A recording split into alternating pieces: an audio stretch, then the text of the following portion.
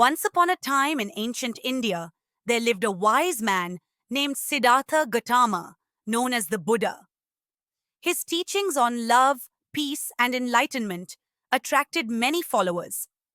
People from all walks of life came to learn from him, hoping to find inner peace and wisdom. One day, as Buddha sat under a large banyan tree, surrounded by his disciples, teaching them about the path to enlightenment, a man from a nearby village approached him. This man was known for his fiery temper and discontent with anyone who challenged his traditional views. He had heard of Buddha's growing popularity and was deeply irritated by it, feeling threatened by the influence Buddha was gaining. The man stormed toward Buddha, his face red with anger, and without a word of greeting, he began to shout, "Who do you think you are, misleading all these people with your false teachings? You are nothing but a fraud, pretending to be wise. Your words are worthless." The crowd fell silent, waiting to see how Buddha would respond. But Buddha remained serene, listening calmly to the angry man. His eyes were gentle, his expression untroubled, as if the man's harsh words had not reached him at all.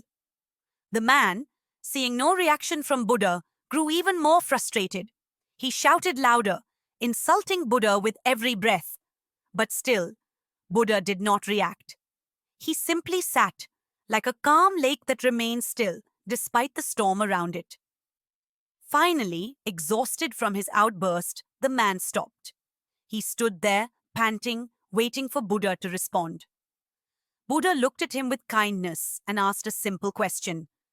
If someone offers you a gift and you choose not to accept it, to whom does the gift belong?